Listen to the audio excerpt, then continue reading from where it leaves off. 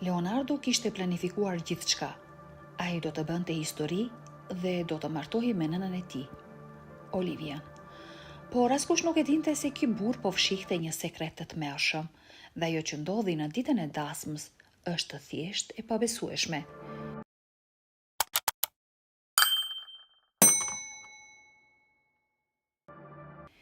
Miguel dhe Olivia ishin miq fëmijërie dhe jetonin me prindërit e tyre në një qytet të vogël, minatorësh. Je kaq e bukur dhe një ditë do të martoj, tha Miguel, 10 vjeçar. Ai gjithashtu i tha Olivies se një ditë do t'i ndërtonte një shtëpi të madhe. Si? Pyeti Olivia me një shikim të pafajshëm. Nuk e di, por do të përpiqem, tha Migueli. Pastaj ai ja kapi duart dhe filluan të luanin në kopshtin aty pranë. Kështu filloi kjo histori dashurie. Kur Migueli mbushi 28 vjeç, ai kërkoi Olivies që të martohej me të dhe ata bën një dasmë të madhe. Deri atëherë Migueli, ashtu si babai i tij, punonte për një kompani minierash dhe ai me gruan e tij u vendosën në një banesë të siguruar nga kompania. Ishte modeste dhe e bukur. Puna në minier ishte mjaft stresuese dhe Migueli, ndryshe nga babai i tij, nuk ishte shumë i fortë dhe shpesh ankoi për dhimbje në trup. Megjithatë, kjo nuk e ndaloi atë që të punonte, sepse duhej të siguronte familjen. 5 vite më vonë, Migueli dhe kolegët e tij po punonin kur ndodhi një rrëshqitje dheu. Vetëm disa mbijetuan nga incidenti dhe fatmirësisht Migueli ishte mes tyre. Kur kjo ndodhi, Olivia e këshilloi burrin e saj të linte punën dhe të bënte diçka tjetër. Edhe pse ai nuk e la punën, bleu një cop tokë dhe planifikoi të fillonte të merrej me bujqësi më vonë. Ai nuk e dinte se kjo tokë më në fund do të hapte rrugën për realizimin e ëndrrës së tij dhe do t'i jepte familjes jetën që kishin ëndërruar. 7 vite më vonë, çifti kishte 2 fëmijë, Saran dhe Leonardon. Ishte pikërisht ky djalë që do ta çonte nënën e tij në altar për një arsye tronditëse. Migueli vazhdonte të punonte në kompaninë e minierave, ndërsa Olivia kujdesej për fëmijët. Për fat të keq, një mbrëmje, Migueli u soll në shtëpi i plagosur pas një aksidenti. Aksidenti e la atë të shtrirë në krevat për disa javë dhe pasi u shërua, kompania e tij i kërkoi të merrte disa muaj pushim për të pushuar. Së shpejti Migueli u lodh duke qëndruar në shtëpi dhe një ditë bleu një kositëse bari, shkoi te parcela që kishte bler dhe filloi të pastronte fushën. 3 ditë më vonë, ndërsa punonte në pronën e tij, Migueli vuri re diçka që e bëri të ngrinte në vend. Ishte një gur i vogël dhe ngjyra e tij ishte më e qelet se të gjithë gurët e tjerë. Migueli dishoi se në ato kishte arë.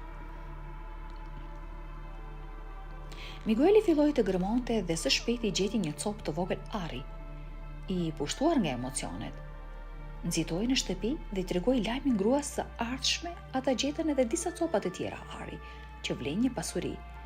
Tani familja mund të jetonte rehat pa pasur nevojë të punonin asnjë ditë. Migueli më në fund ndërtoi shtëpinë e madhe që i kishte premtuar Olivias kur ishin fëmijë. Disa dekada më vonë, Migueli gjeti edhe një copë tjetër ari, këtë herë të madhësisë së një topi bejsbolli. Ai e fsheu dhe i tregoi gruas së tij vendodhjen e tij. Një ditë, ndërsa çifti po fliste për copën e arit, Leonardo e ndëgjoi bisedën e tyre. Më vonë, atë mbrëmje, ai pyeti prindërit e tij se ku e kishin fshehur thesarin, por ato ju përgjigjen se do t'i informonin ata dhe motrën në kohën e duhur. Mirë, në rregull, ju besoj, tha Leonardo, por në vend të kësaj, ai fshehurazi filloi të kërkonte për arin, por të gjitha përpjekjet e tij ishin të kota. Vite më vonë, Migueli dhe gruaja e tij ende e shijonin shoqërinë e njëri tjetrit dhe e kalonin shumë mirë. Dashuria e tyre për njëri tjetrin rritej çdo ditë. Për fat të keq, kur Migueli mbushi 70 vjet, ai u sëmur. Dua që të kujdesesh mirë për fëmijët.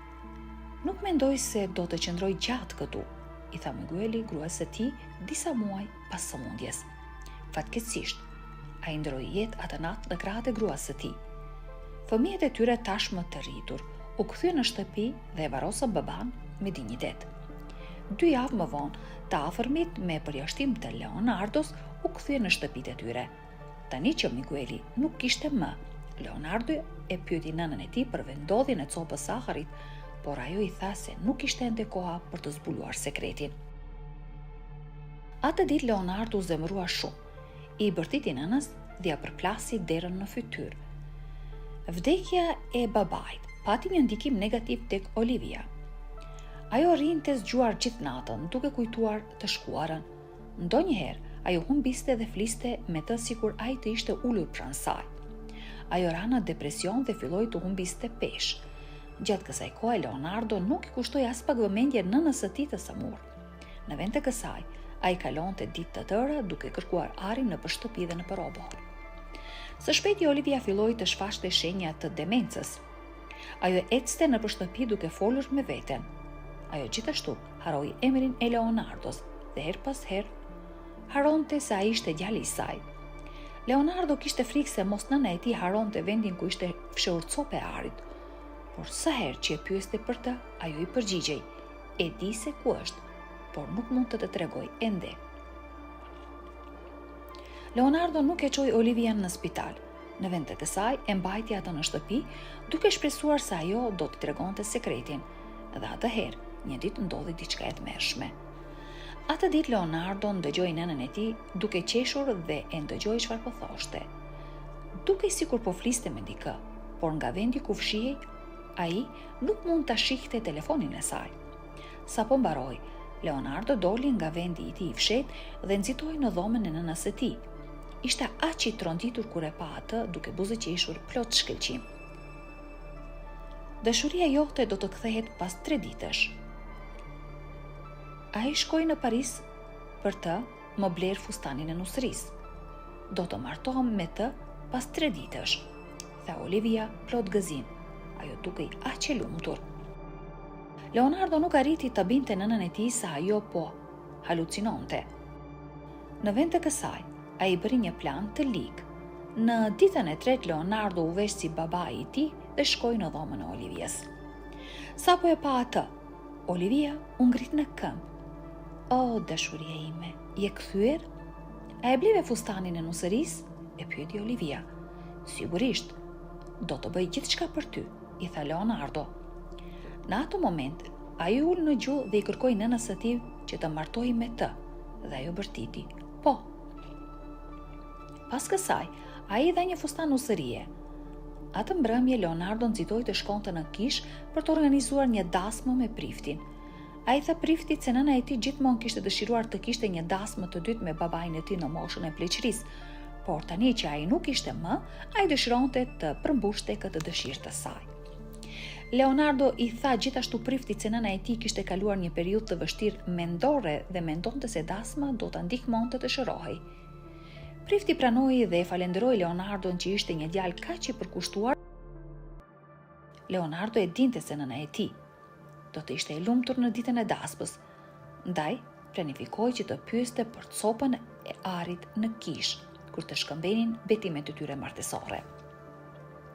Më në fund erdhi dita e dasmës. Fytyra e Olivias shkëlqente, sikur rrezet qiellore të buronin prej saj. Leonardo dukej gjithashtu i bukur në kostumin e tij, por shprehja e fytyrës së tij ishte e çuditshme, e egër dhe plot arrogancë. Ai ishte aq afër realizimit të planit të tij, dhe askush nuk mund ta ndalonte. Gjithçka po shkonte mirë derisa erdhi momenti për të shkëmbyer unazat e marrëdhënies. Në atë moment Olivia i kërkoi Leonardos që ta përqafonte. Ajo nuk dishonte për asgjë, ishte thjesht një kërkesë e pafajshme. Leonardo e dinte se do të dukej e çuditshme nëse do të refuzonte, kështu që pranoi duke shpresuar që ajo të mos e njihte. Por sa gabim që ishte. Sapo Leonardo e përqafoi, Olivia bërtiti, ajo e njohu me njërë djalin e saj. Shoku e bëri të rikthente kujtesën. Ajo nuk mund ta besonte që djali i saj do të bënte gjithçka vetëm për një copë ari. E dëshpëruar, ajo vrapoi jashtë kishës. Leonardo u ndje shumë i turpëruar për veprimin e tij. Ai gjithashtu filloi të vraponte dhe ajo ishte hera e fundit që dikush e pa atë. Olivia tani me mendje të kthjellët vazhdoi të vizitonte varrin e burrit të saj. Ajo gjithashtu bëri një testament dhe nuk la asgjë për Leonardon. Siç doli, çifti do t'i linte Leonardos 50% e pasurisë së tyre, por për shkak të lakmisë së tij, ai nuk mori asgjë.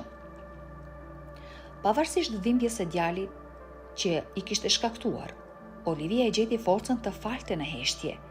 Ajo e kuptoi se lakmia kishte verbuar Leonardon dhe që dështimi i tij ishte mësimi më i mirë dhe më i madh për të. Por duke mos të dashur që trashëgimia e tyre të shkonte dëm, Olivia e ndau pasurinë me Sarës dhe bamirësve lokal, duke siguruar që puna e vështirë e Miguelit dhe dashuria e tyre të përjetësoheshin në ndihmë për të tjerët.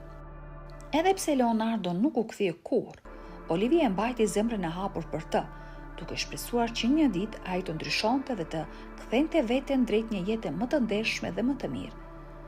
Në fund, Olivia e gjeti paqen duke jetuar me kujtime të bukura dhe duke ndihmuar ata që kishin nevojë, duke treguar se dashuria dhe falja ishin më të forta se çdo lakmi apo gabim. Të dashur shikues, çfarë do të bënit nëse do të ishit në vendin e Olivias? Ju lutemi na tregoni në komente më poshtë. Dhe nëse ju pëlqeu videoja, jepni një pëlqim dhe abonoheni në kanalin ton. Shihemi në videon e radhës.